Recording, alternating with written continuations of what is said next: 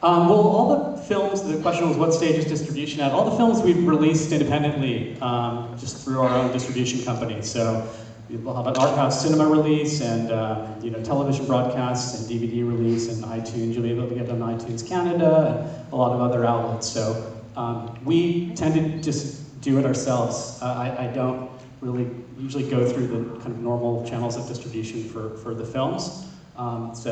But if you check out the website or follow me on Twitter, you'll get all the updates for how it's getting out in the world.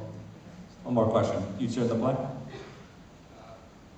Yeah, so I haven't seen Objectified, but Helvetica, what I found was very different in this movie from Helvetica is the overall vision here is much more of a manifesto. Helvetica was just kind of showing the world of these type designers and what issues they're concerned with. This kind of proposed a real vision.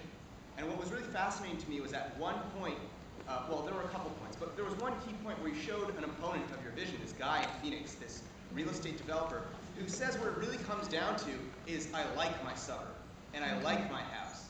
And you really showed that once, but I think that that's a view that corresponds to, unfortunately for people like me, who kind of agree with your manifesto, a whole lot of people really like their crappy cookie-cutter suburb. Like, they really do.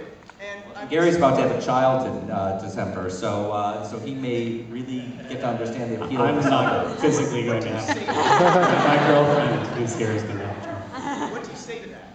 Like, I think it's like I didn't think of it as a manifesto against suburbanization, and I was trying to show a couple different sides to that, and I think it's about personal choices. I don't want to tell someone that what's the right way to live or what's the wrong way to live. But if there are kind of direct kind of environmental and infrastructural costs to it, it's going to have to be that's going to have to be addressed, and definitely moving forward. We have to take this conversation out into the streets where it belongs. Can I do a couple trivia though? Couple trivia things.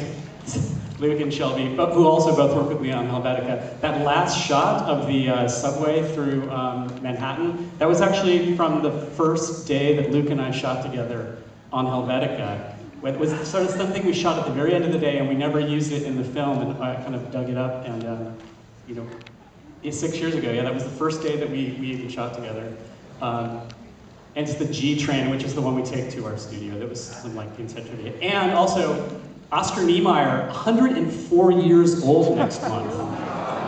At one point I had, in his little title, I had 104 years old, exclamation point. But Shelby vetoed that. But that's amazing to be working and the version I saw had that exclamation mark. That's what got this film into the festival. Oh my God. You're the first audience to see this film. It's in your hands now. Go on Twitter. Thanks so much, everyone.